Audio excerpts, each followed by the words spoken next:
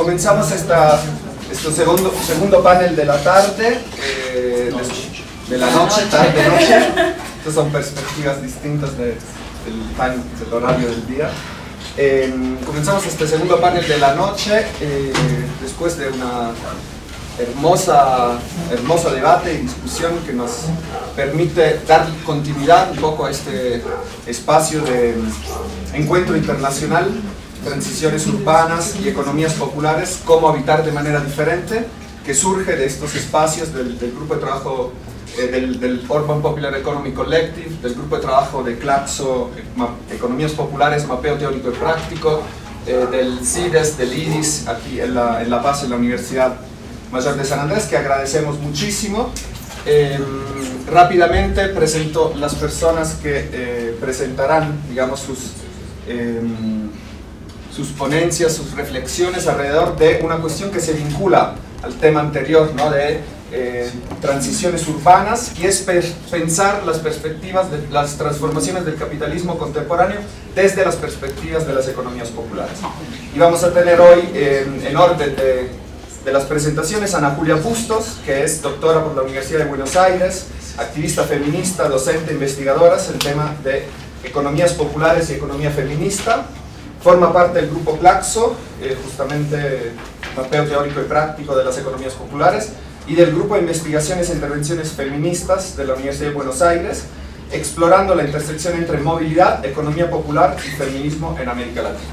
Luego tendremos Sylvie Agimpam, del Instituto de Mundos Africano de la Universidad de Marsella, de Francia. Es investigadora en el IMAF, centrando su trabajo en la economía informal y la vida urbana en África. Sus estudios analizan la gobernanza urbana, la violencia social y las estrategias de supervivencias en entornos populares.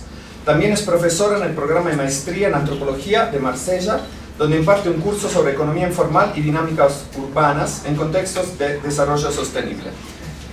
Y luego Cristina Cielo, que es integrante, co-coordinadora del grupo de trabajo de Claxo, doctora en sociología, profesora investigadora de Claxo Ecuador, donde coordina el grupo de investigación Transacciones, Economía y Vida en Común. Su trabajo explora las desigualdades económicas, las violencias estructurales, así como las ecologías afectivas en las economías ecuatorianas, examinando las dimensiones políticas que emergen de los actores que las sostienen. Entonces, a partir de los debates de estos días, y particularmente de hoy en la mañana y de esta tarde, le dejo la palabra a Ana Julia, luego a Sylvie y a Cristina, y luego para un espacio de debate como en el panel anterior. Muchas gracias.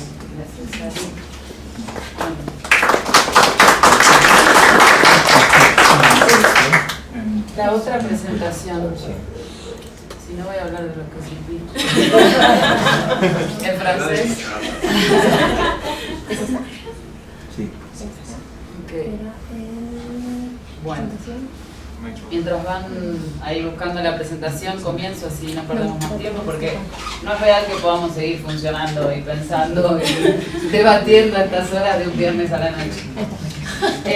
Quiero agradecer especialmente a Nico y Alfonso por esta posibilidad. Sí, perdón. Tampoco. Sí. No agradezco nada. Quiero agradecer principalmente a Nico y Alfonso, a quienes conozco que se han puesto al hombro la organización de este evento, a Manto lo conocí ahora, por todas las gestiones que han motorizado que este encuentro sea realmente muy nutritivo y generador de muchos debates, reflexiones que están desde hace 3 días dándonos vueltas ahí, rondando nuestras propias reflexiones. Pasé en limpio la presentación hoy a la mañana, también actualizando un poco las discusiones que habíamos tenido en estos días. Y entonces quisiera comenzar ahí agradeciendo que este encuentro ha sido y está siendo realmente muy potente y nutritivo para tejer lenguajes y miradas en torno a lo que sucede en cada uno de nuestros países y regiones, con los modos en que la gente sostiene la vida y produce en nuestras economías. En medio de tantas crisis superpuestas, tantos saqueos de nuestros pueblos, territorios, tanta falta de horizonte, creo que la propuesta de las economías populares es un sendero de pensamiento, de aprendizaje y acción muy fructífero y hasta incluso esperanzador. ¿Puedo ir deteniéndome? Ok. Esto que por ahí representábamos en nuestras conversaciones del miércoles como un abanico espectro de posibilidades y conceptos liminales para entender y entendernos en un presente tan complejo, desde experiencias que van desde el goce y el disfrute de la ciudad, la fiesta y la ostentación, y el crecimiento que muestra esa ostentación del crecimiento de las economías populares, hasta la construcción de estrategias vitales en economías del riesgo para enfrentar distintas modalidades de la violencia, pasando por nuevas formas políticas sindicales que politizan la vida y los modos de producción en talleres textiles, en economías de base migrante, y se proponen coser política y abrir las unidades productivas sin dejar de apuntar las responsabilidades de quienes se benefician de modo muy complejo de la explotación interna a las cadenas productivas, por ejemplo en el sector textil. Todo esto son las economías populares. Y entonces quisiera enmarcar esta presentación un poco en ese agradecimiento que viene a nutrir nuestras reflexiones, nombrando un poco mi presentación como es mi trabajo de investigación, pero también enmarcándolo en estas reflexiones nutridas y renovadas de las economías populares.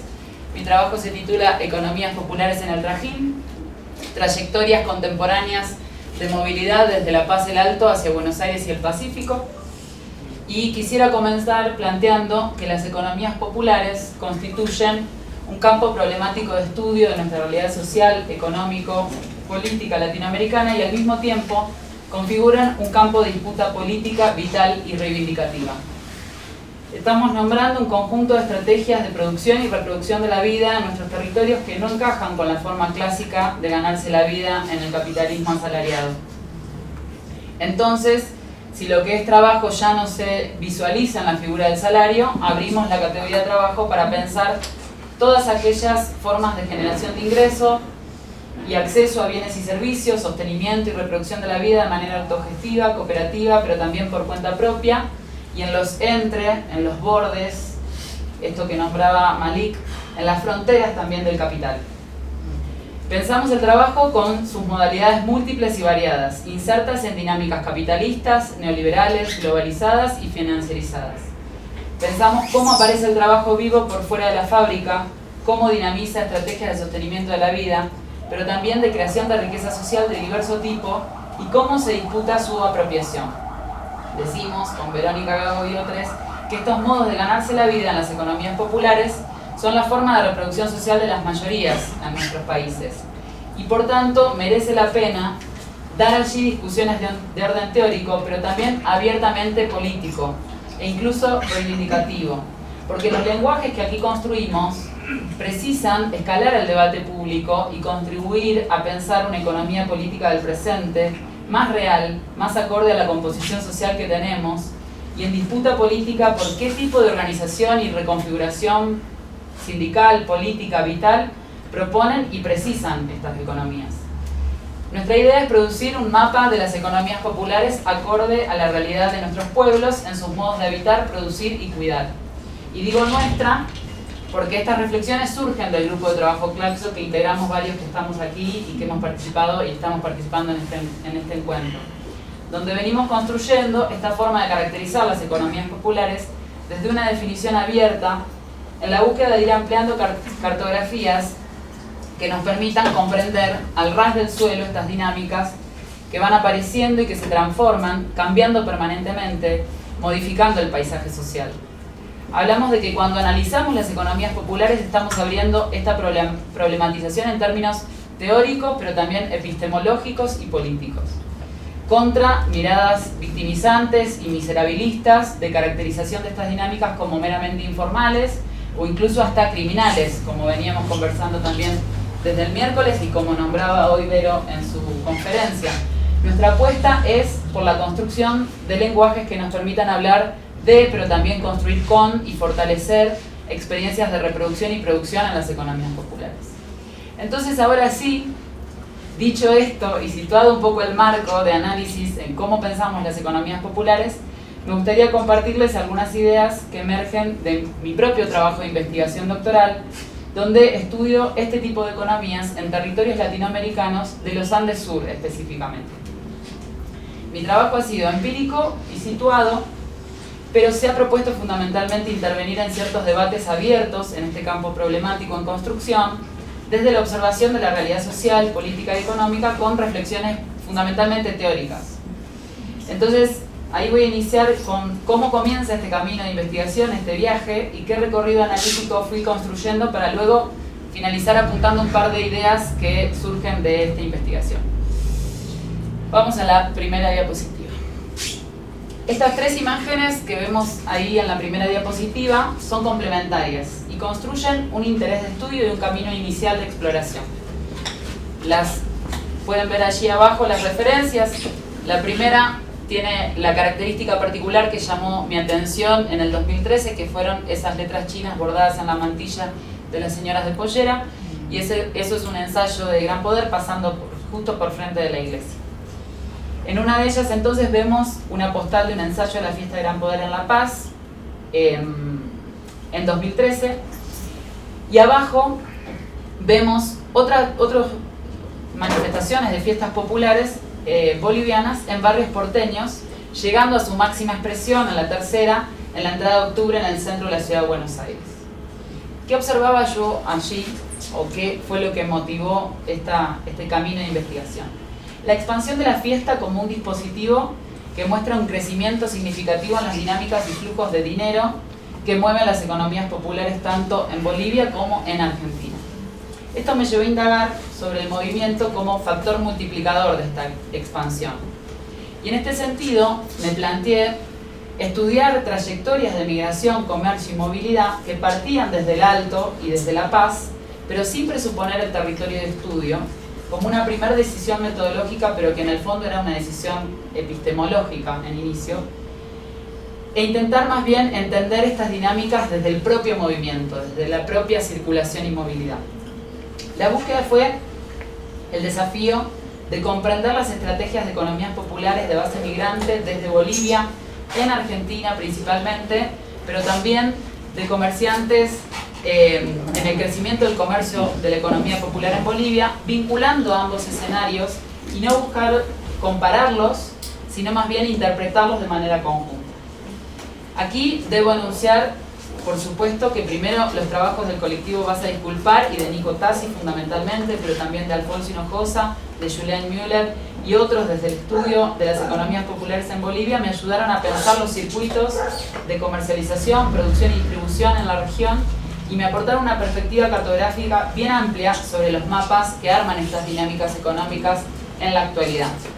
También orientaron mi perspectiva en torno a estrategias económico-políticas vinculadas con formas comunitario-populares e indígenas de producción y circulación de migrantes del campo a las ciudades desde la segunda mitad del siglo XX. Esta fue una primera clave para analizar los mapas del movimiento del comercio popular dentro de Bolivia y el boom que estas dinámicas comenzaron a representar desde inicios del nuevo milenio.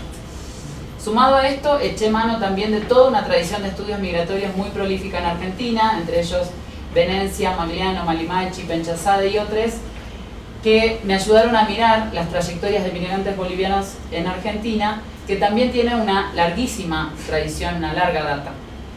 Y puse ambas líneas de análisis en conversación fundamentalmente con el trabajo de Vero Gago, en que me permitió pensar la producción de toda una sociabilidad popular migrante en los barrios populares de Buenos Aires y en los espacios comerciales y productivos como la Salada, los talleres textiles, que dan cuenta de una pragmática popular que emerge con fuerza y con protagonismo económico-político en el periodo posterior también a nuestra crisis en Argentina en los 2000, haciéndonos replantear figuras miserabilistas, victimizantes, incluso criminalizadoras de los migrantes, como trabajadores autoexplotados, precarizados y a destajo simplemente y nada más. Entonces, volviendo a mirar estas imágenes, todas protagonizadas por bolivianas, además, mujeres, la pregunta fue por la expresión de estas economías, por la expansión de estas economías en relación a su movilidad.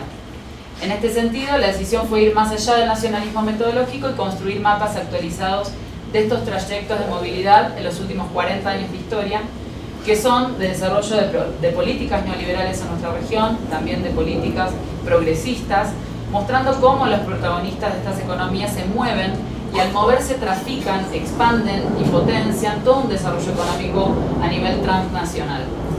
Claramente atraviesan fronteras nacionales, no se trata de no entenderlas o de no tenerlas en cuenta a las fronteras nacionales como límites bien concretos, e incluso pensar cómo estas fronteras significan cosas concretas para los migrantes y las migrantes y para los comerciantes en términos del modo de trabajo que llevan adelante, sino más bien mirar los mapas propios que estos trabajos construyen, configuran y van actualizando. En este punto, ahí tomo la noción de trajín del trabajo de Luis Miguel Glave. La idea es que a partir del trabajo de Luis Miguel Glave, trajinantes y de otros trabajos de historia económica y de producción económica de la circulación en los Andes Sur, fui pensando estas imágenes de los nuevos mapas como, de algún modo, imágenes dialécticas, ¿no?, que pueden figurar los mapas actuales de la producción, de la circulación y de la migración en estas latitudes como reactualizando trajines del pasado.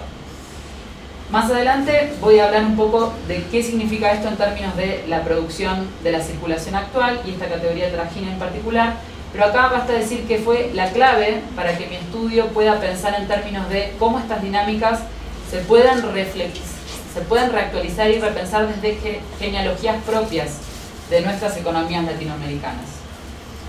Allí me planteé otra decisión metodológica de trabajo, que fue seleccionar ciertas trayectorias, un número bastante pequeño, reducido, tratando de poder ahondar y profundizar en sus narrativas, ubicando esas narrativas dentro de una sistematización que hice de manera propia de todos estos estudios que fui teniendo en cuenta para pensar los periodos y espacios de la movilidad desde La Paz del Alto hasta Buenos Aires y hacia una nueva ruta que se abría al Pacífico, ¿no?, a la zona franca de Iquique y a China. Seleccioné 7 trayectorias enmarcadas en 3 grupos por periodo y eje espacial de movilidad para ahondar estas características que puedan mirar la diferencia de estas trayectorias. La narrativa de historia de vida fue una herramienta metodológica también fundamental y ahí se conformaron los 3 grupos. El primer grupo de trabajadores migrantes de La Paz a Buenos Aires en los 80 y 90, 2 parejas, una dedicada al comercio que tenía una verdulería y otra en el rubro textil, primero como costureros, luego como talleristas, luego como dueños de una marca y todo el tiempo mezclando la producción y la comercialización. El segundo grupo, comerciante popular en La Paz y en el Alto, con un trayecto trajinante hacia Iquique en los 90 y 2000, y el tercer grupo, 2 trayectorias de migrantes jóvenes, una de ellas está aquí presente, en los 2000-2010, que emprenden trayectorias de migración hacia Buenos Aires, pero también hacia China, ¿no?, dando cuenta del periodo más contemporáneo donde ambos ejes de movilidad ya están habilitados. En todo el trabajo de análisis fui dando cuenta de cada una de estas trayectorias en cómo se van modificando las narrativas de vida, movilidad y trabajo en torno a los intereses puestos al migrar y al moverse. Las infraestructuras con las que cuentan para hacerlo, la naturalización del proyecto móvil como proyecto de vida, la puesta en juego de lo comunitario como sostén de estrategias de producción y reproducción de la vida. Asimismo, las narrativas muestran modos diversos de aparecer de subjetividades comerciantes, emprendedoras, negociantas, migrantas, y ponen en jaque marcos conceptuales neoliberales que las y les presentan como inversores de sí o meros trabajadores precarizados y a destaque. La posibilidad de trabajo con historias de vida aportó a mi estudio una multiplicación de los debates teóricos analíticos en torno a los estudios sobre economías populares y me permití trazar puentes allí entre estas distintas perspectivas que nombraba como mi estado del arte para analizar las trayectorias móviles con otros ejes que fueron apareciendo y se multiplicaron en su productividad teórica. El elemento móvil como dinamizador de la producción, del trabajo y del proyecto de vida, el lugar central de la comunidad como trabajo y capital también para entender estas economías, las formas de la subjetividad en este entre trajinante migrante y la fiesta como un operador que me permitió pensar tanto lo productivo y expansivo de estas economías, como les decía al inicio, cuanto todo lo que se configura a través de la fiesta como territorio de ejercicio de la soberanía, en términos de disputa por los tiempos de trabajo y de ocio. Bien, termino aquí dando este pantallazo general de mi investigación para que se pueda entender a qué vienen estas 3 ideas que vengo a poner sobre conversación. que surgen del estudio de estas trayectorias y que me gustaría compartir con ustedes como claves conceptuales sobre el modo de mirar las economías populares en el Trajín. En primer lugar, que el trabajo produce el territorio. Pensando en clave más allá del nacionalismo metodológico y sin negar nuevamente, como decía recién, las fronteras estatal-nacionales como dispositivo que interviene directamente en el modo de moverse y producir de estas trayectorias, el énfasis en el Trajín como acción y trabajo me permitió mirar cómo las movilidades configuran mapas nuevos. Cómo los mapas del Trajín contemporáneo son a la vez... Perdón, pase a la siguiente.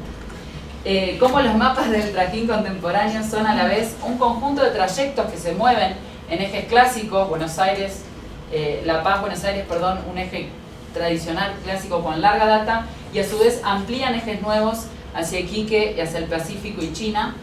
Entonces, como dice Nico Tassi, aumentan y multiplican su escala y su capacidad operativa, pero también amplían los mapas del Trajín en términos de modalidades de trabajo y la circulación. Y esto significa que los propios territorios, modifica los propios territorios en que operan estas economías. Toda una constelación de formas de moverse, circular, ir, venir, producir en la circulación, comerciar, en definitiva, de poner en juego el movimiento para la producción y la expansión de economías populares, aparece en el Trajín contemporáneo y nos obliga a pensar en qué sentido todas estas formas de trabajo están vinculadas y se potencian entre sí. Por eso es que decido hablar de movilidades en términos de migración y comercio y no solo de migración o de comercio, ¿no? En segundo lugar, pasamos a la siguiente, que la producción de la circulación es un motor económico con gran capacidad de producción de valor en nuestras economías locales y regionales, y que esa producción de la circulación, como sucedía también en tiempos pasados coloniales, está sostenida y garantizada por comerciantes, transginantes, inmigrantes, a quienes muchas veces no se reconoce como trabajadores y productores. Más bien se invisibiliza toda esta capacidad, todo este saber hacer de la circulación y la movilidad, y junto con ello todas las infraestructuras móviles puestas en juego en esta producción. Aquí recurro al juego con imágenes, que es este montaje cargadores que representa de alguna manera cómo la producción de la circulación también se da en el mismo comercio. Ese es un cargador de un televisor en la Justus y aquel es una imagen del fotógrafo Martín Chambi, el cargador de chicha, ¿no? Jugando con estas imágenes, mezclando horizontes temporales, podemos ver cómo se reactualizan en el presente estas formas de la producción de la circulación y pensar cómo el modo de producción de la circulación en tiempos coloniales, que caracteriza a Glave con distintas figuras de trabajo y migración como el trajinante, el servicio doméstico en las ciudades, el forastero, fue que se coprodujo entre españoles e indígenas el mercado interno colonial, y cómo es hoy también el modo en el que se garantiza la producción de la circulación en nuestros territorios. Hay trabajadores migrantes, comerciantes, trajinantes que permiten que ciertos productos lleguen a distintas partes de nuestro continente, disputando territorios con la empresa logística privada, asumiendo riesgos en el transporte, en el cruce de fronteras, autogestionando modos comunitarios transnacionales de ocupar el territorio extenso que permite esta circulación, disputando con el Estado y sus modos de fiscalización, etcétera, que muestran imágenes reactualizadas de aquellos cargadores, trajinantes, migrantes, forasteros del pasado. Las logísticas, las infraestructuras populares, migrantes y los saberes puestos en juego en estas formas de producción de la circulación producen un valor inconmensurable para y en nuestros territorios latinoamericanos. De estos trabajos se sirven las economías locales de cada uno de nuestros países, mientras no se reconocen estos como sectores de una producción significativa, de generación de flujos económicos y de democratización del acceso a bienes de consumo, como por ejemplo las nuevas tecnologías que estarían de otro modo fuera total de nuestro alcance. Finalmente, la idea de que el protagonismo de las mujeres como sostén hacia afuera y hacia adentro de comunidades móviles, tal como las llamamos con Verónica Gago, tiene una relevancia central a la hora de analizar las economías populares en el Trajín. Yo las nombro como gestoras de la movilidad, el negocio y los cuidados, porque de alguna u otra forma todo pasa por ellas, por las mujeres. y no hay un reconocimiento explícito de esa figura de poder, incluso en la problemática situación en la que muchas se encuentran migrando, trabajando, haciendo cuentas todo el día. Las trayectorias que analicé desde los 80 hasta los 2010 van transformándose en el modo de aparecer de su agencia y presencia, pero se trazan vasos comunicantes entre ellas que dan cuenta de distintas formas de este rol central. En los relatos de las trayectorias más antiguas, ellas se narran como trabajadoras. No hay una distinción real entre el proyecto migratorio de sus maridos respecto de ellas. En todas hay una permanente reiteración sobre la cantidad de aspectos de la vida, el trabajo y la movilidad que requieren de su atención, trabajo y de los que deben hacerse cargo. Calculan, dirigen, piensan, son el sostén, muchas veces invisible, de comunidades en movimiento. También se quejan de la sobrecarga de actividades físicas y mentales que recaen sobre ellas. En sus figuras se despliegan al mismo tiempo trabajos que tienen que ver con el mundo público, visible, del comercio, la importación, el ensamblaje, la comunicación, la traducción para los negocios en China, el despacho de containers, el trabajo en los talleres, pero también trabajos de gestión de la vida, de la movilidad y los cuidados que se sumergen en formas opacas de producción al interior de estas economías populares. Sus narrativas nos permiten ver la complejidad y heterogeneidad que subyace a los modos de producción y circulación en las economías populares en el Trajín. Además, sus voces, sobre todo las de las migrantes más jóvenes, hacia Buenos Aires y China, abren las unidades productivas, sean estas el taller, la familia o la misma comunidad, llamémosle también la fraternidad, el gremio, para decir qué sucede allí adentro, qué lógicas patriarcales, extractivas y violentas se reproducen también en estos espacios, qué de esto no funciona bien, qué no es tan ideal, pero no se quedan allí. También ponen en cuestión el modo en que estas dinámicas son funcionales a las lógicas de acumulación del capital en tiempos contemporáneos. Entonces el cruce entre las reflexiones de economías populares en clave feminista se vuelve esencial a mi modo de ver y se trata de construir desde estas voces nuevos lenguajes que aprendan de esta forma vital de hacer y cuestionar, producir y quejarse, generar ganancias en soledades llenas para ellas y para otros, buscando que cada vez estas protagonistas sean quienes nos aporten las claves críticas para pensar lo que hoy es necesario pensar.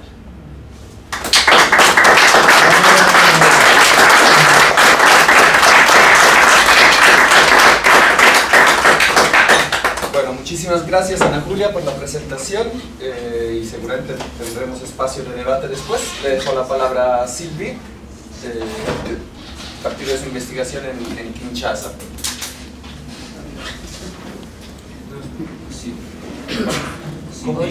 Sylvie va a hablar en francés. Yes. Yeah. Sin embargo, van a encontrar la traducción en la diapositiva de su exposición en francés. Los que no hablan francés.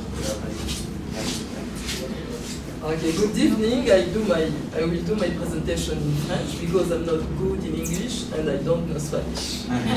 I want first to thank Professor Abdou-Malik Simon and Dr. Nico Tassi for the invitation and for the good organization of this conference. My presentation will be about a market district and the city center. We will see the relation between the globalization and the social-spatial transformation in Kinshasa. Kinshasa is the capital city of the Democratic Republic of the Congo in Central Africa. Now I'm passing French. Va a hablar de Kinshasa, que es la capital de la República Democrática del Congo. In Central Africa. En África Central. Ok, je commence par la présentation des quartiers anciens. Tout d'abord, je voudrais dire que Kinshasa, c'est une ville coloniale. Elle a été fondée en 1881. Et l'histoire que je vais commencer à raconter commence vers 1911 avec la fondation de ce qu'on appelle la cité indigène de Léopoldville, qui est l'ancien nom de Kinshasa, qui est devenu aujourd'hui Kinshasa. Mais à l'époque coloniale, ça a été fondé comme Léopoldville. Alors, ces quartiers anciens sont les tout premiers quartiers de l'époque coloniale, et ces quartiers sont situés au centre de la ville. Ils ont une importance économique, une importance historique Et ces quartiers connaissent depuis une vingtaine d'années des mutations socio-spatiales très importantes dont on va discuter aujourd'hui. Alors, je disais que ces quartiers anciens sont au cœur de la ville. Dans la ville ancienne, ils comprennent le plus grand marché de la ville, le centre-ville, et ils jouent un rôle essentiel dans l'économie et l'identité de la ville. Concernant l'importance économique, ces quartiers anciens, c'est des quartiers populaires, sont intégrés au tissu économique le plus dense de la ville et avec des parcelles à forte valeur foncière et sources de rente importantes et qui sont au cœur des conflits qu'on va discuter ici. Troisièmement, il y a les mutations socio-spatiales dans ces quartiers. Ces quartiers anciens connaissent des mutations socio-spatiales majeures depuis 3 décennies qui affectent la morphologie, donc le quartier sont en train de changer, et la sociodémographie, parce qu'il y a une partie de la population qui est en train de quitter ce quartier, et la dynamique économique de ces quartiers populaires centraux. Alors, parmi ces quartiers anciens, je vais présenter un quartier particulièrement qui est le quartier Matimba. Mais avant, je voudrais que vous puissiez regarder la photo à droite. La photo Yes. à la derecha. C'est la page de couverture du livre d'un collègue géographe, Marc Pin, qui a fait partie de l'équipe de la mission française d'urbanisme qui ont produit le premier atlas de la ville de Kinshasa, qui est le tout premier atlas d'une ville africaine. Et ce livre fait partie des productions de cette mission française d'urbanisme. Alors cette photo, je l'aime beaucoup parce qu'elle précise... Ah oui. Entonces, es como la primera página de un libro publicado durante la época colonial, porque era una misión francesa de urbanista que se quedaron como 15 años, más, es como un trabajo de más de 15, 20 ans, c'est 20 ans de travail, ¿no? Oui, donc 15 ans. De 15 años, y fueron dos, incluso Marc Pin, quienes como analizaron la ciudad de Kinshasa y después publicaron ese atlas de Kinshasa. Alors, il faut savoir... Una ciudad africana. Et on voulait un peu. Ce livre, cette photo, c'est une photo aérienne de Kinshasa qui montre en fait l'héritage colonial de la ville, parce que c'est une ville d'origine coloniale belge, et les Belges faisaient la séparation entre la ville européenne et la ville africaine. Si vous regardez bien la photo, vous allez voir au nord, c'est la ville européenne. Et dans le fond, là-bas, c'est le fleuve Congo. Et juste après la ville européenne, au milieu, là, c'est le grand marché de Kinshasa. Et vers le sud, ici, c'est les quartiers anciens dont je parle. Donc on voit clairement la différence entre la ville et la cité. Et dans la terminologie coloniale belge, le centre-ville, on appelle la ville, et les quartiers populaires, on appelle la cité, et le marché central est dans la zone neutre entre la ville et la cité. Entonces, la foto muestra la separación como la herencia colonial, porque durante la urbanización en tiempo de la colonial, la ciudad europea se construyó separada de la ciudad indígena, y el mercado central que se ve entre las dos ciudades es como la zona intermediaria.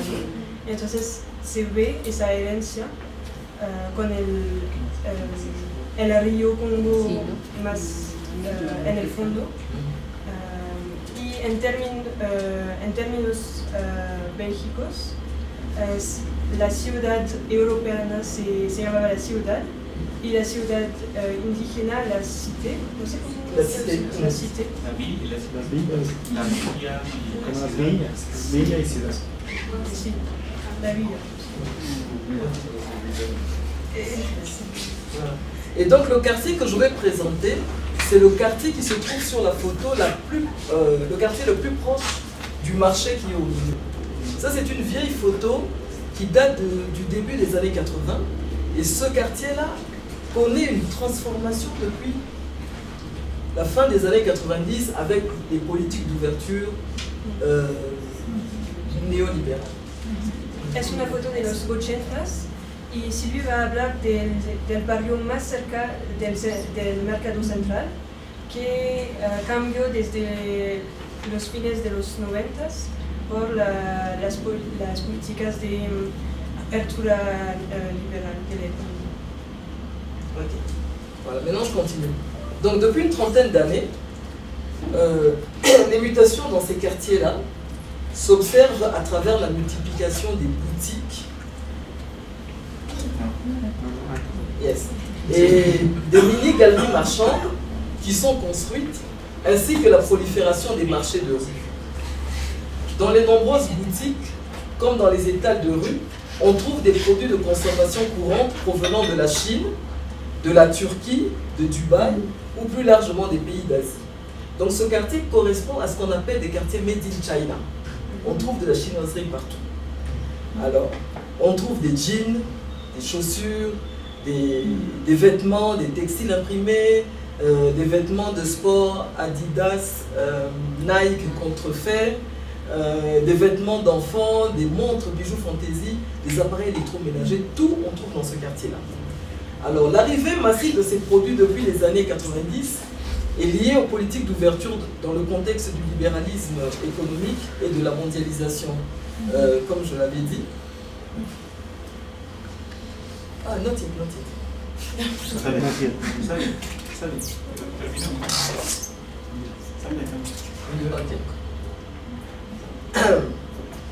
Alors, il y a une expansion économique dans ce quartier parce qu'il y a une multiplication des maisons de commerce, de vente en gros et demi-gros, tenues par des négociants d'origine asiatique, des Syro-Libanais, des Indo-Pakistanais, des Chinois, etc. Ils tiennent tous des boutiques dans ces quartiers-là. Et il y a d'autre part une prolifération des marchés de rue qui couvrent toutes les rues où se situent ces maisons de commerce. Les marchands de rue s'approvisionnent dans ces nombreuses maisons de commerce et vendent au détail dans la rue. Alors, à cause de ces mutations-là, il y a des conflits dans l'espace de ce quartier. Et ces conflits touchent autant l'espace public comme les espaces privés, et c'est ce que je vais essayer de montrer ici. En fait, avec l'ouverture néolibérale et l'arrivée des commerçants, il y a une forte demande d'espace pour exercer le commerce dans l'espace public et dans les espaces privés. Et parmi les quartiers anciens, le quartier que je vous présente là, le quartier Madimba, il est devenu en une vingtaine d'années un quartier marché. Et il est au cœur de deux types de conflits. Donc je disais des conflits dans les espaces privés et des conflits dans les espaces publics. Voilà.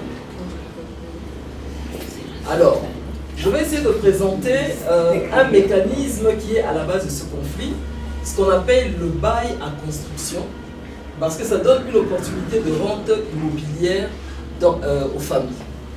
Alors, le bail à construction est un contrat de location où le preneur s'engage à bâtir des constructions sur le terrain du bailleur et pendant toute la durée du bail, le preneur est propriétaire des constructions et le bailleur devient propriétaire à la fin du contrat. À la fin du contrat, ok.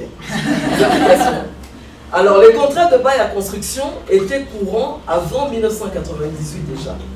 Et ça permettait aux commerçants de négocier la construction de boutiques sur ces parcelles. Ces contrats ont contribué à l'essor commercial de ces quartiers anciens, comme le quartier Madimba. Alors, vers la fin des années 90, particulièrement en tout cas dans mon étude, le premier contrat que j'ai enregistré datait de 98. Avec la vague des commerçants indo-pakistanais et chinois, la demande des boutiques a augmenté et ces commerçants ont commencé à solliciter les familles propriétaires pour obtenir des emplacements et construire des boutiques. Voilà. Alors, on va commencer par ce que la construction des boutiques produit comme conflit. Alors, Un des facteurs importants de ces mutations, ce sont les conflits qui opposent les familles propriétaires de ces parcelles d'habitation, qui sont aussi les familles les plus anciennes de la ville. Alors, ces quartiers sont au cœur du processus de restructuration, ces conflits sont au cœur du processus de restructuration accélérée de ces quartiers.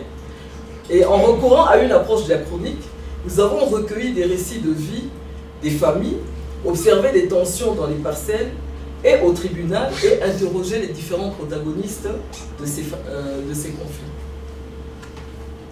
Voilà.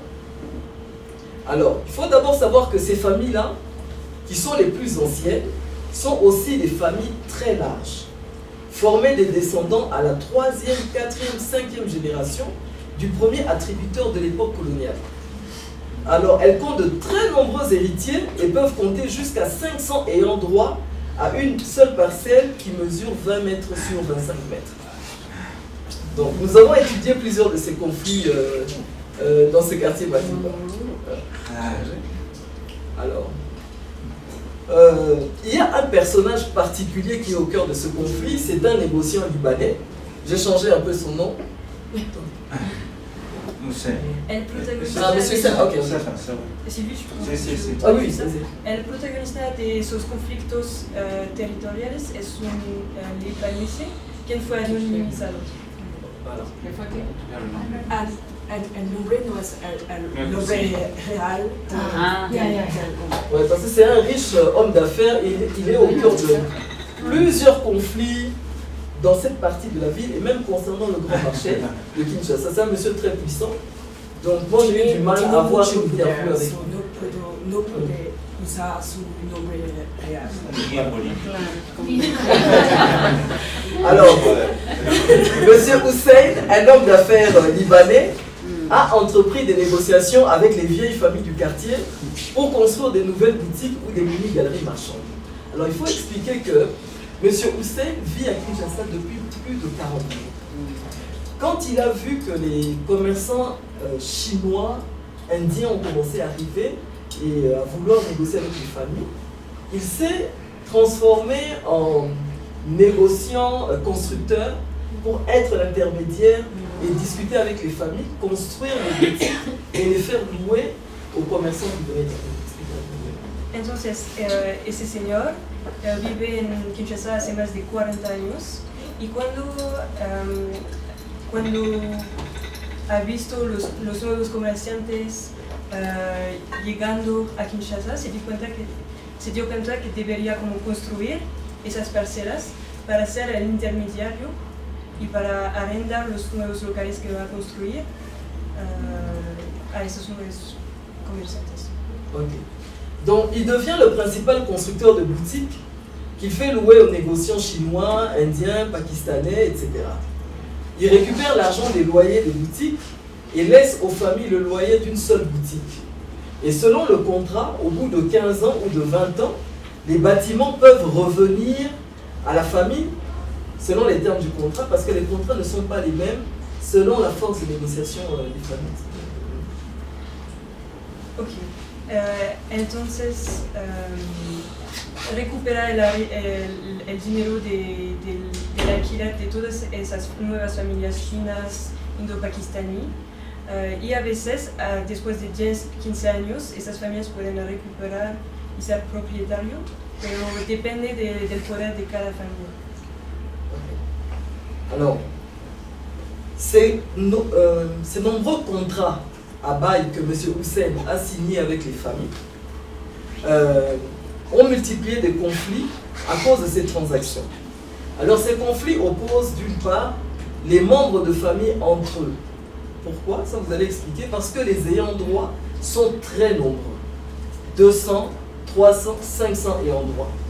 Alors, M. Hussein donne un certain montant de 15 000, 20 000 $ qu'il faut distribuer entre tous les ayants droit.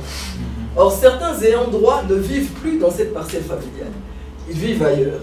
Ce sont les plus démunis, enfin les plus pauvres, ceux qui n'ont pas réussi dans la vie, qui restent là. Et eux, ils essayent de ne pas distribuer l'argent aux autres membres de famille qui ne vivent plus dans la parcelle et ça crée des conflits. Non, c'est pas. ¿no? Entonces, ese señor es solamente dueño del edificio, ¿no? Entonces da un poco del dinero del alquiler a las familias dueñas del terreno, pero recuerdan como al inicio Silvia explicó que hay muchas personas que tienen derecho en una sola familia, como hasta 500 personas que tienen derecho a esa tierra, ¿no? Entonces pelean entre ellos y dan más poder, ¿no?, a ese señor. Okay.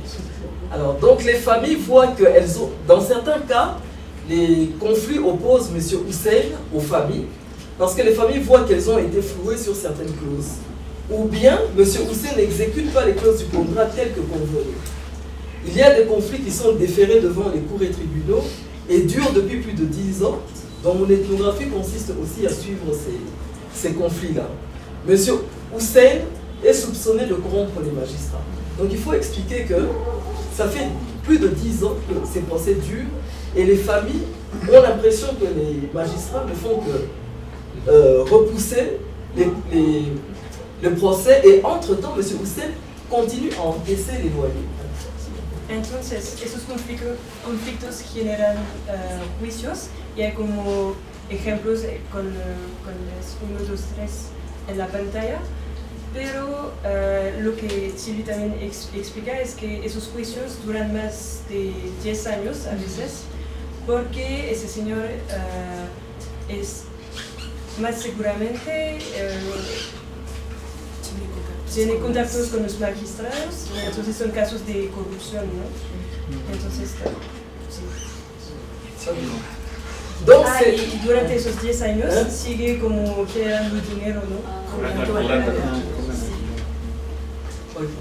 Donc ces contrats ont des impacts parce que ces nouvelles transactions très juteuses créent des problèmes dans ces larges familles propriétaires, comme je disais, qui sont les plus anciennes. Elles demandent qu'une partie ou la totalité des résidents de la parcelle puissent déménager, donc quitter le quartier, d'où la transformation socio-démographique du quartier. Les sommes d'argent que M. Hussein donne aux familles pour se loger temporairement ailleurs posent des problèmes de répartition saine des familles. Et troisièmement, l'argent du loyer de la boutique que M. Hussein donne aux familles crée également des problèmes de répartition. Voilà, donc pour les conflits dans l'espace privé, je m'arrête là, il y a beaucoup à dire, mais je préfère m'arrêter là. Pour ceux qui veulent, on peut en discuter en privé. Alors, todo eso estaba para los casos de espacios privados y ahora se va a hablar de los espacios públicos. Ok. Alors on va regarder maintenant les conflits dans l'espace public. Concernant d'abord la rente venant des marchés de rue.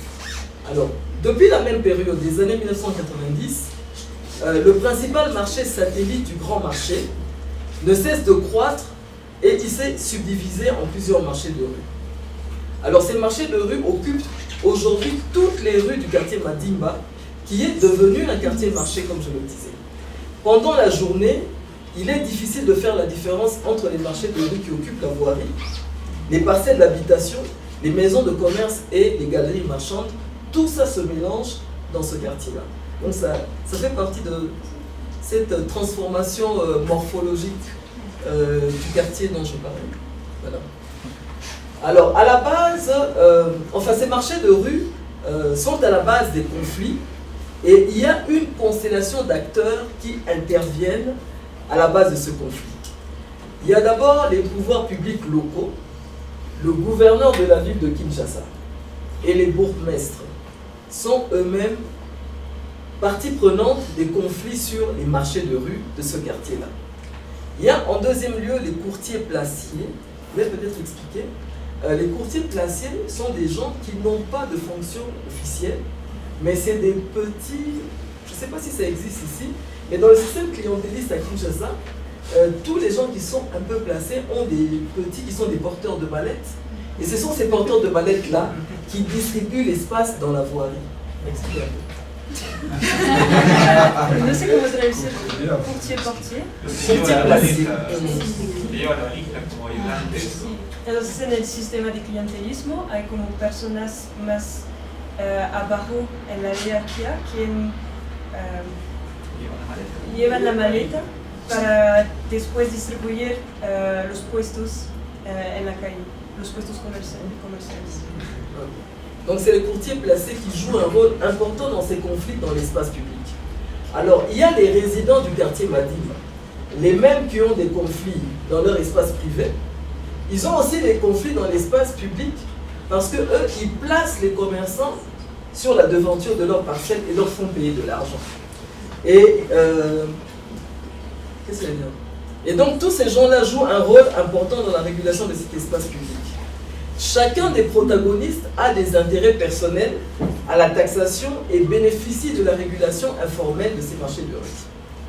Alors, le contrôle par les pouvoirs publics locaux de la rente tirée de la taxation de ces marchés de rue qui occupent la chaussée et en détournent l'usage est à l'origine d'un interminable conflit entre l'administration du grand marché et les 3 communes voisines du marché.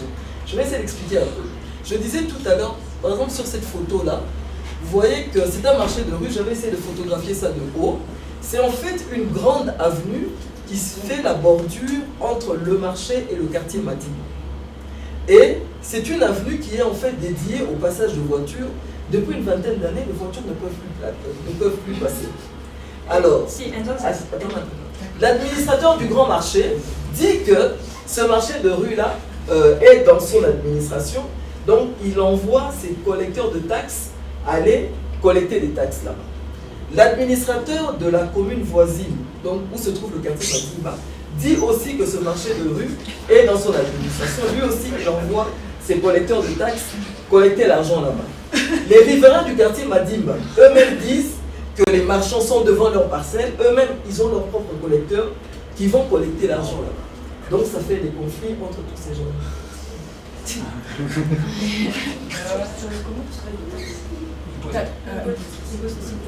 Entonces, esa calle normalmente es como para el tráfico de autos que no pasan hace 20 años entonces.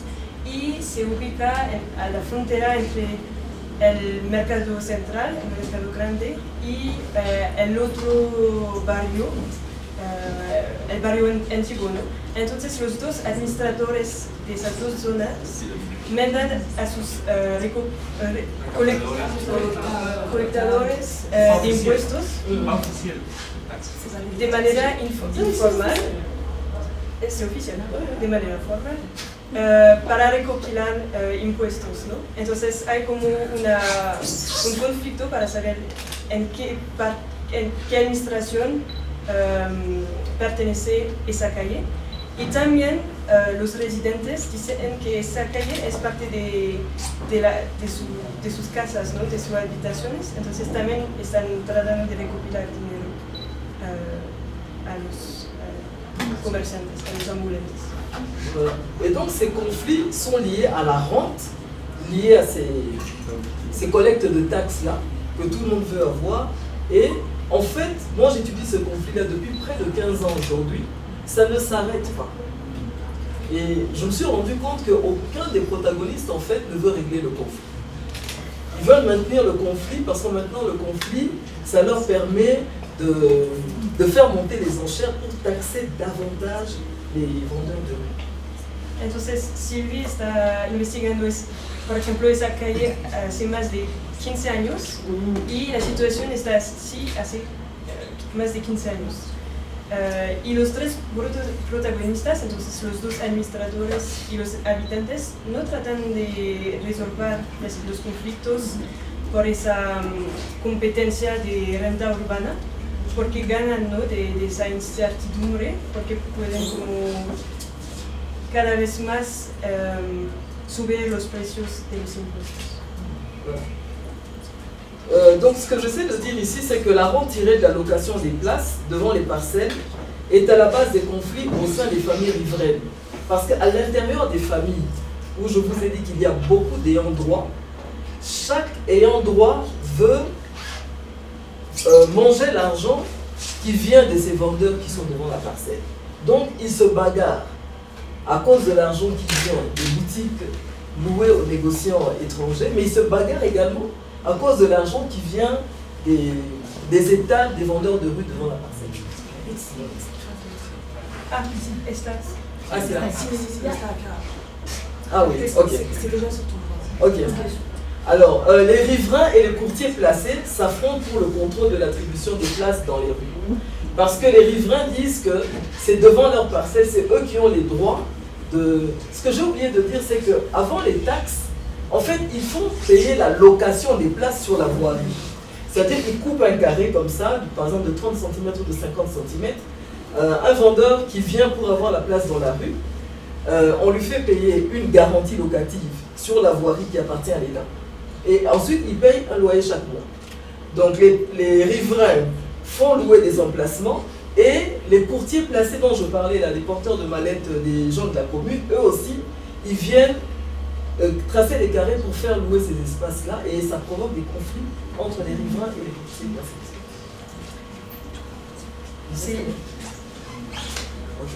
C'est les courtiers placés et les riverains. Oui, c'est ce bagarre, oui.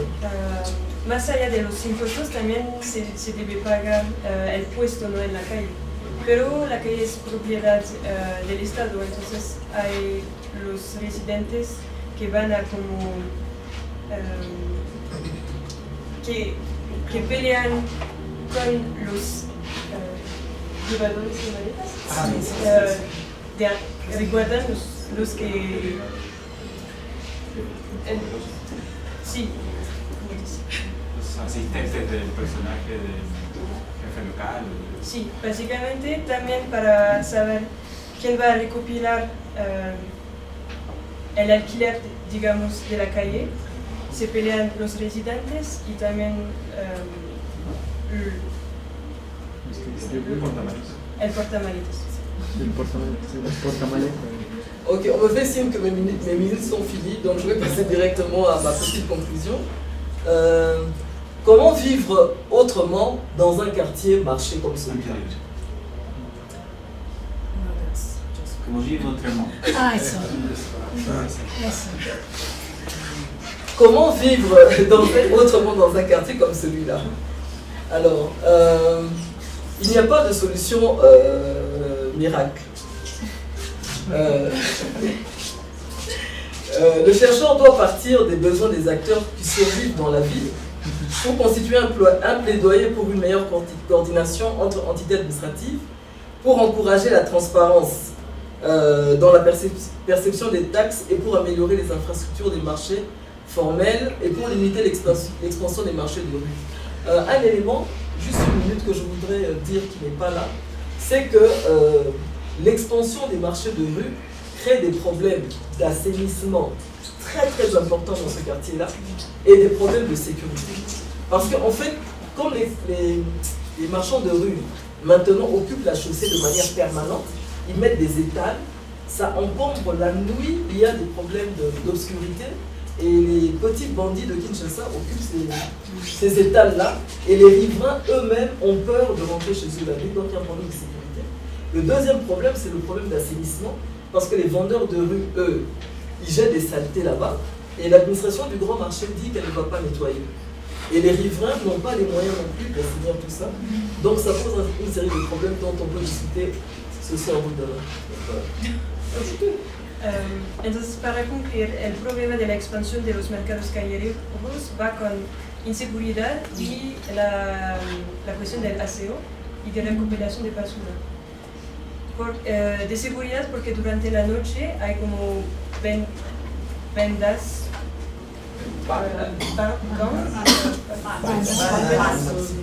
que usan como la infraestructura de los pequeños puestos callejeros, entonces los residentes tienen miedo de regresar a casa.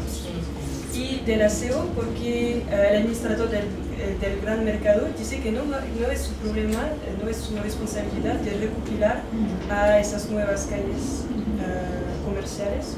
Entonces también hay un problema con la basura generada por esas calles. Muchas gracias.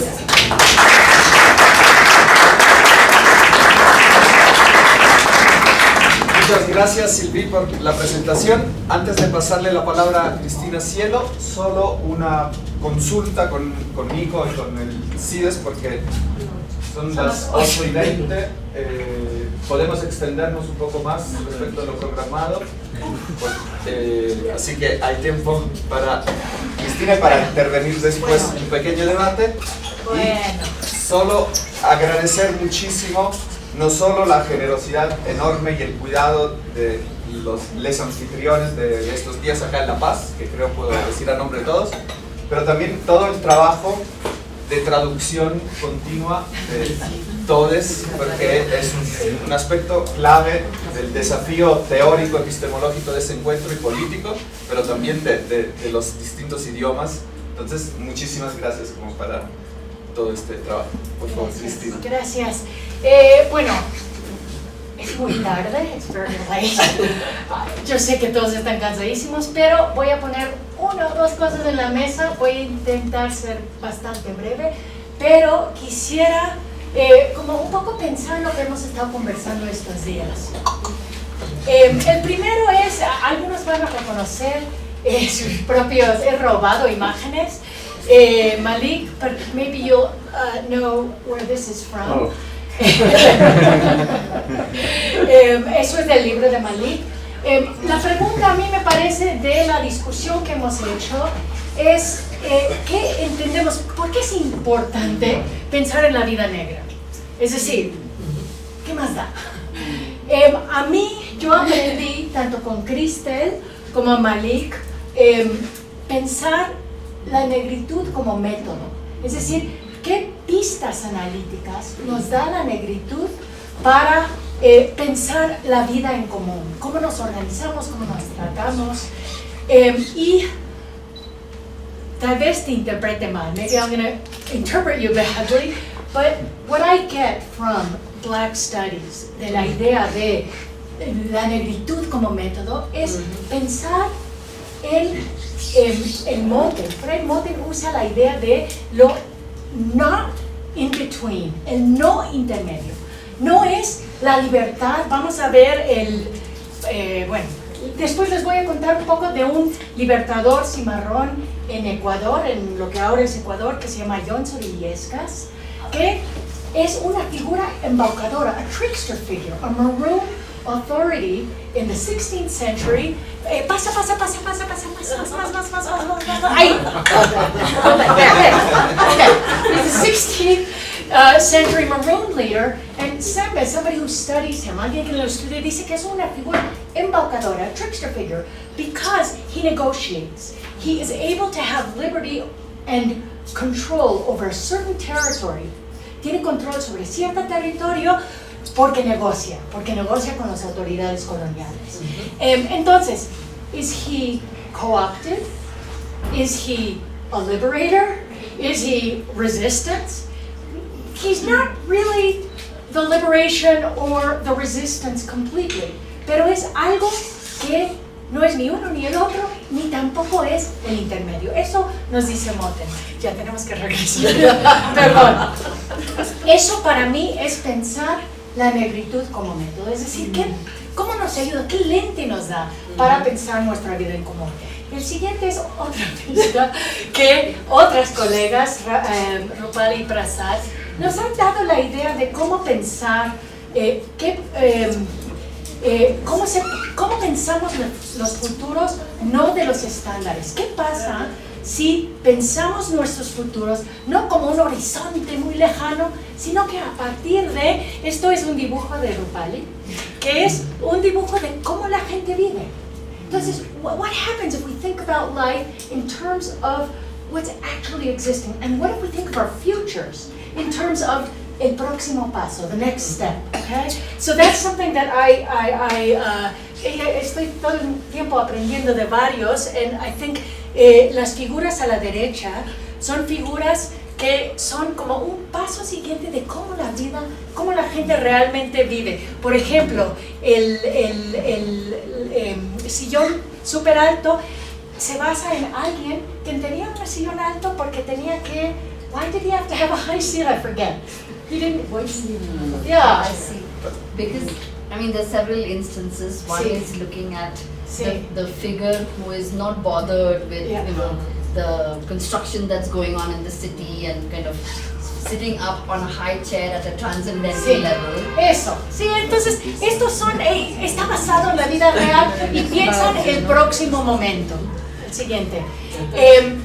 Y algo otro que aprendo de muchas de las conversaciones de Ana María, por ejemplo, es cómo pensar el momento actual. La presentación se llama Entramados y Proyecciones, y la idea de los entramados, de los pactos, ahora Silvi nos acaba de describir unas negociaciones, acuerdos súper complejos, y también en tu trabajo, en muchos de nuestros trabajos, queremos saber qué es lo que pasa. Entonces necesitamos entender estos acabados súper complejos. Un trabajo que hice el año pasado era sobre el Darien. Esto es el Darien Gap, where migrants cross, donde los migrantes cruzan. Ha llegado a ser increíblemente lleno de gente. Con alguna gente nos fuimos a Metetí, el lado panameño. This is the Darien Gap, where 3,500 to 4,000 migrants, which is half of the population of the little town of Metetí, come by every month. Okay, so part of what's interesting, y no voy a ahondar en ello, algo que es interesante es que arriba en la izquierda son los flujos de cocaína. Y acá vemos los flujos. Hay muchas diferentes maneras, no me voy a detener, pero alguna gente que no tiene mucha plata van caminando por el Darien. Y pero puedes pagar un poquito más y tomar un barco, y se te hace más fácil. Hay una ruta que se llama el ruta VIP, the VIP route. Pagas mucho más y llegas en hasta 2-3 días, puedes llegar. Cuando estuvimos ahí, hablamos con gente de Chad, del Congo, de Nigeria, de China, de Pakistán, pero sobre todo con venezolanos y ecuatorianos. Y algo que nos contaron es que las rutas se marcan, ya les contesto a varias gente, the routes are marked by ribbons, con así cintas de diferentes colores, different colored ribbons, and one is the migrant route, and one is the arms route, and one is the drug trafficking route.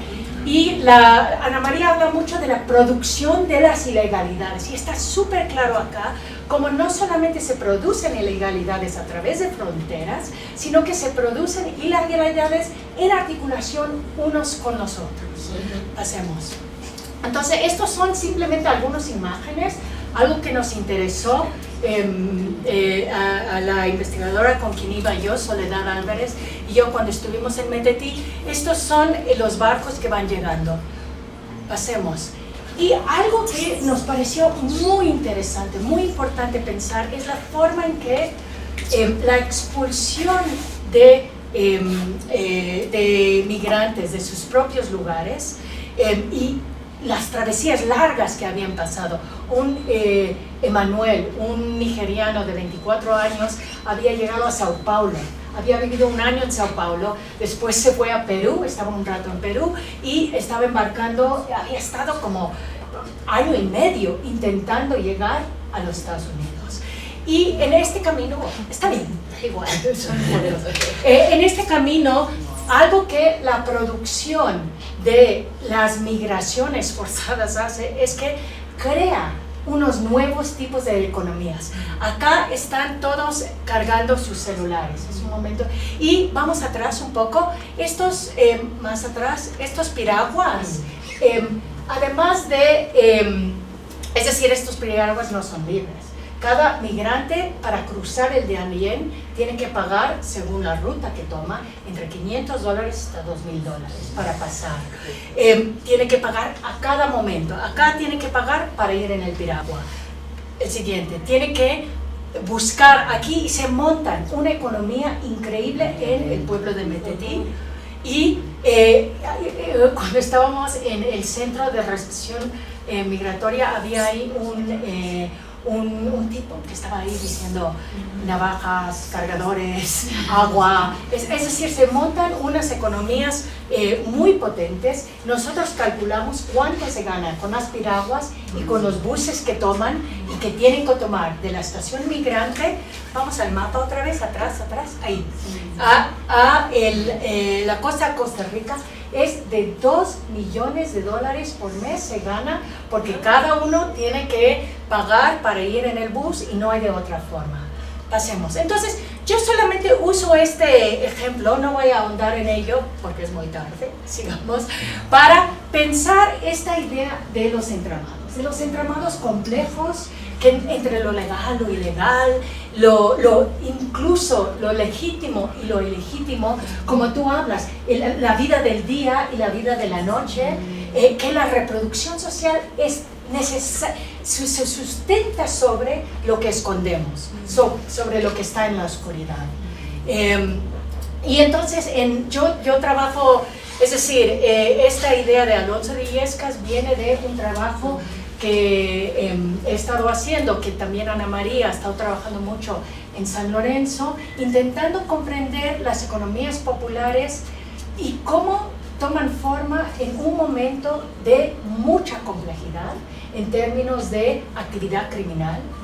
Y si estamos queriendo, es decir, es un debate que tenemos, es decir, cómo no criminalizar las economías populares, pero aún reconocer que funcionan de forma súper heterogénea, funcionan con y articulado con economías, digamos, legales, con trabajo en el sector público y también con el contrabando y también con, si es necesario, un pescador le pueden pagar $5,000 para hacer un viaje, que se llaman los viajes mágicos, me parece que se llamaban, para llevar drogas a un lado. Es decir, hacen lo que pueden con lo que hay, ¿ya? Y eso, ¿cómo entendemos entonces estos entramados? Para mí, Alonso de Illescas es una figura que se nombró mucho cuando estábamos en el norte de Esmeraldas, y él, como figura embaucadora, nos ayuda a pensar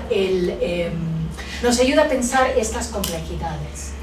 Y nos ayuda a comprar, tú acabas de hablar de desorden organizado. Aquí es donde a mí me parece que nos hay algunas pistas teóricas que podemos tomar de diferentes autores. Es la idea de la relacionalidad no soberana de Laura Berlant, ¿ya? Non-sovereign relationality of Lauren Berlant. Lo voy a leer en inglés y en castellano. In which proximity does not mean being joined or captured. Non-sovereign points to the fact that boundaries are not dissolved, but are the experience of affect. That is, the experience of being shifted but not defined, allowing for a decidedly relational agency, but not independent sovereignty. En castellano.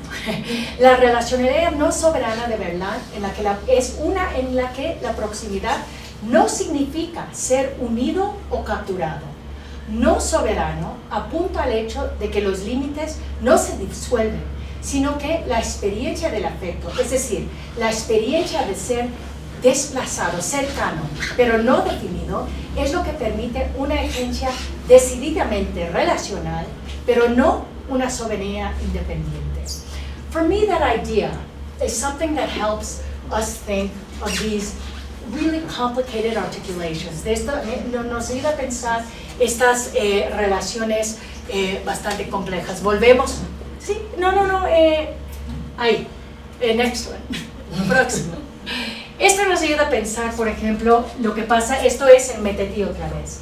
Estamos de nuevo en el Darién. Y se van montando, en estas circulaciones, se van montando solidaridades momentáneas, alianzas fugaces. Yo pensé mucho en el trabajo de Malik cuando estábamos en Metetí. Y si pensamos en esta idea de la negritud, cómo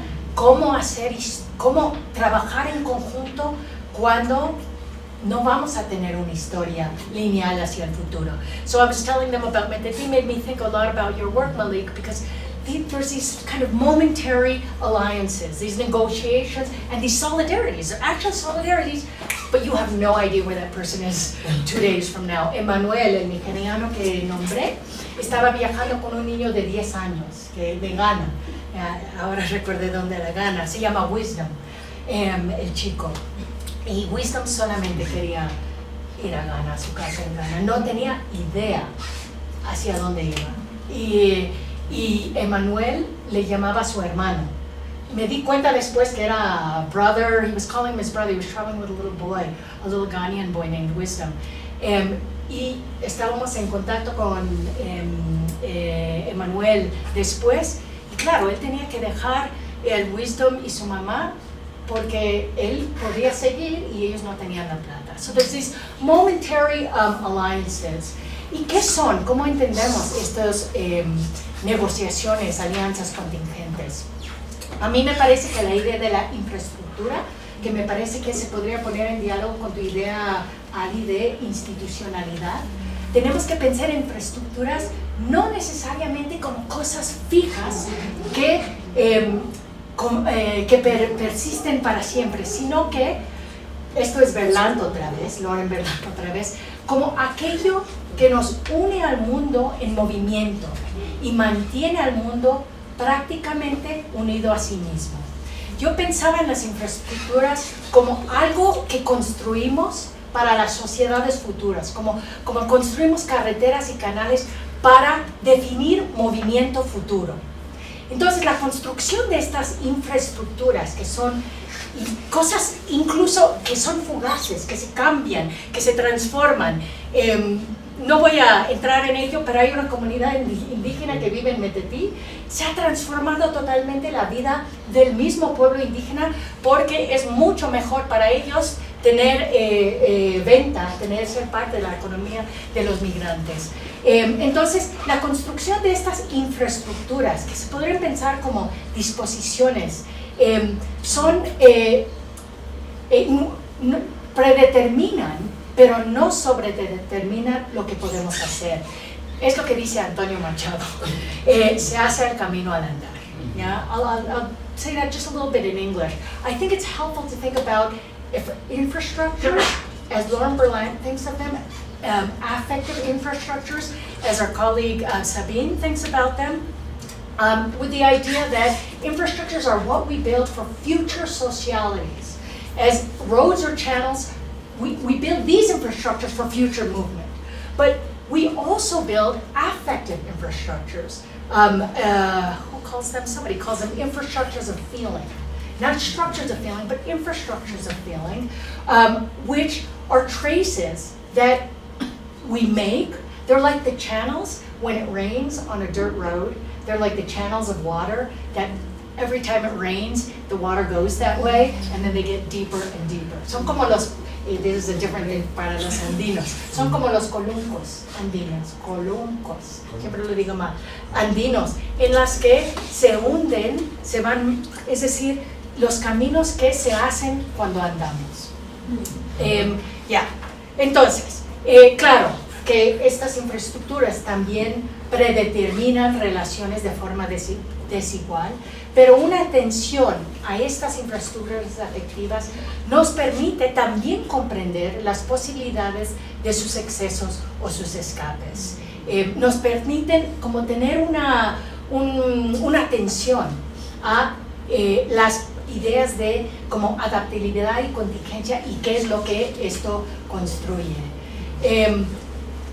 Terminaré súper rápido hoy porque es muy tarde. Ya, ahí uno más. Terminaré. Esto es, algunos otros reconocerán este es el libro de Economías Populares del GT con la idea de la multiplicidad. Es decir, dos ideas. Uno es la multiplicidad, que el exceso que tú estabas nombrando, Felipe, nos permite reconocer que lo importante del reconocimiento de la multiplicidad es evitar la atadura de subjetividades que fija, instrumentaliza el hacerse de uno mismo. Es decir, es lo que hablamos contigo, Ana María y Santi, es la idea de que cómo trabajar para que las subjetividades no pierden sus posibilidades de probabilidades hacia el futuro, ¿ya? Esa es la importancia de las multiplicidades para mí. Y el otro elemento que tomo de un poco nuestras discusiones y del trabajo de Vero en particular es esta idea de del conatus, es decir, la propulsión hacia la vida. Y cómo en el trabajo de Vero lo que ella hace es mira cómo hay una captura de esa propulsión hacia la vida por prácticas neoliberales y ahora por la financiarización y ahora por el derecho conservador. Y lo que vemos nosotras en Ecuador es que también puede haber una captura de esa propulsión a la vida por economías que reproducen las desigualdades, economías ilícitas o economías ilegales en las que el patriarcado, las masculinidades se reproducen, en las que las desigualdades se siguen creciendo. Y entonces, para regresar a la idea, para regresar a la idea de que aprendemos de la negritud como método, para mí es esta idea de pensar las posibilidades de escape, las líneas de fuga. Esto es otra figura que nos nombraron mucho cuando estaban en Esmeraldas, es la tunda. Y la tunda, a lo mejor tú sabes más de la tunda que yo, pero la tunda es una figura que usan para dar miedo a los chicos y dicen, la tunda les va a coger, cuidado, la tunda les va a coger. Pero lo que Hernández, me parece que era, aquí tengo su nombre, nos dice, ay, perdí. Hernández, sí es Hernández. Lo que Hernández nos cuenta es la forma en que la tunda en un momento era la figura liberadora. Supuestamente la tunda era quien llevaba a los esclavizados, gracias, esclavizados hacia la libertad. Pero es una figura muy ambigua, porque si bien es una figura tanto que es liberadora, también es una figura que es monstruosa. Entonces, la interpretación de Hernández es que hubo una cooptación de esa posibilidad liberadora imaginada en la cultura afroasmerdeña, afropacífica más bien. Y entonces, ¿con qué nos quedamos? ¿Con qué nos quedamos? Nos quedamos que para mí lo que tenemos que, o lo que yo he aprendido, digamos, es que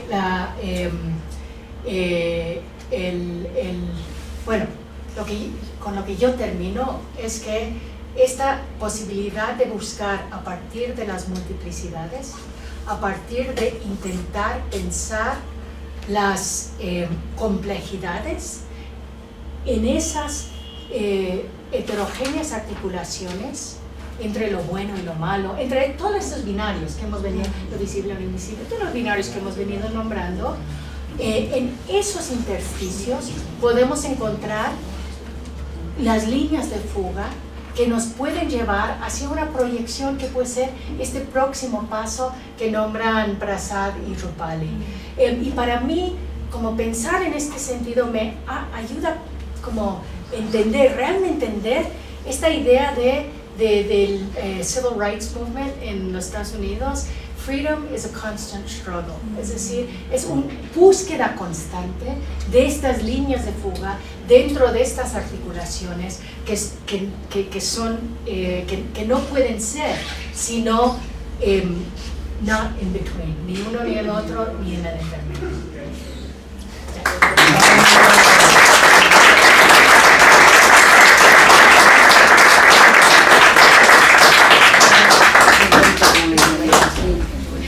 Muchas gracias, Cristina. Creo que nos podemos tomar algunos minutos si hay preguntas, comentarios o reflexiones vinculadas a las tres presentaciones actuales, o si hay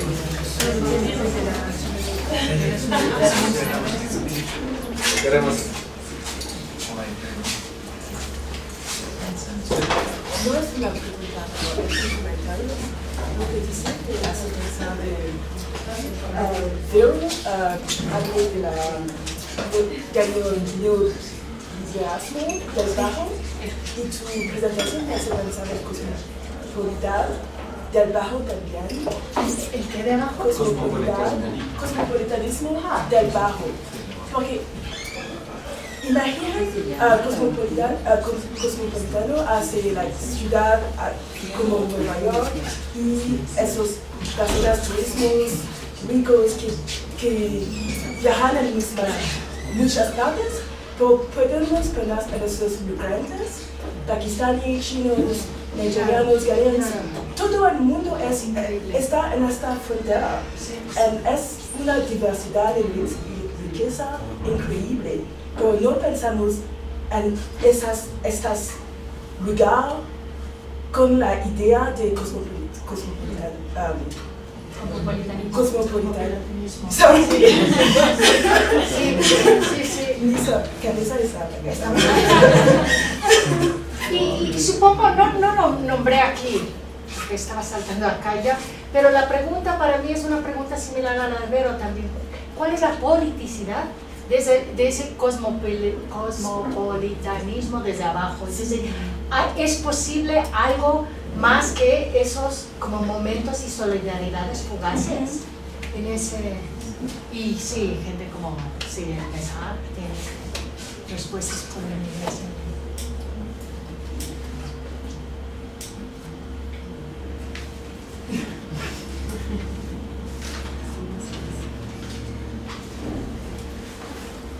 Continuar mañana. Me parece muy buena Bueno, idea. entonces agradecemos y cerramos. Espera, hay otra intervención. En el hall me va a pedir al director de la carrera de eso. Perdón.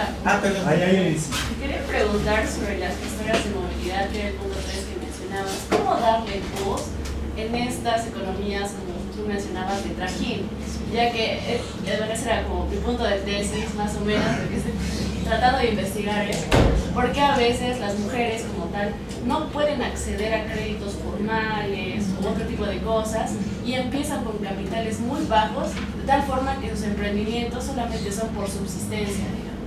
Entonces, ¿cómo darles esa voz a esas personas o a esas emprendedoras mujeres en este trajín? Yo te contesto desde mi experiencia. La realidad es que, en definitiva, una en la investigación no da voz a nadie, ¿no? Sino más bien la curiosidad nuestra pasa por poder dar cuenta de esas figuras en su potencia tal como las vemos. En mi caso, el acercarme a las historias de vida no me llevó a dar voz, sino más bien a pensar esto que justamente Chris hablaba, ¿no? Esa complejidad y heterogeneidad que muestran sus historias.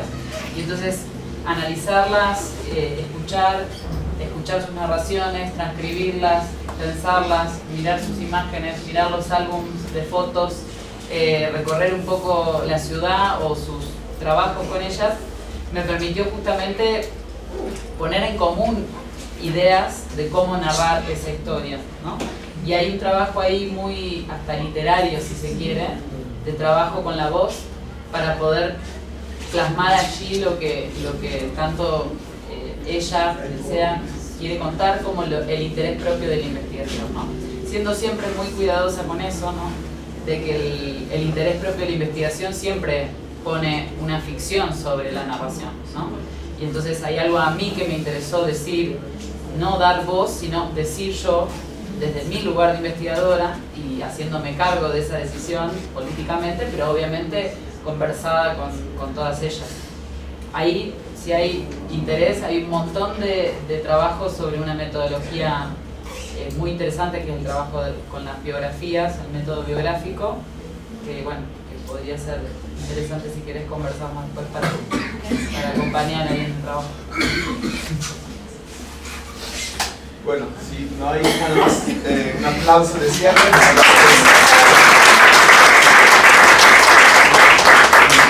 le ceder la palabra al director de Sociología para el cierre del evento de esta noche. Adelante, muy breve, Raúl. porque ya estamos recansados, debo decir dos palabritas que destacar la riqueza de este debate, de esta reflexión, ¿no es cierto?, que nos permite sobre todo ver esa conexión también entre lo que puede ser universal en esta dinámica de las economías populares, pero también la articulación con la especificidad, ¿no? O sea, creo que ese es un elemento muy, muy rico que está proporcionando el taller y que permite salir de los chalecos de fuerza, de esos corsets, ¿no?, que nos dan esos binarismos, etcétera, y que nos permite una mirada mucho más amplia, no para dar recetas, sino para ir más bien abriendo cada vez más cuestionantes, más preguntas, etcétera.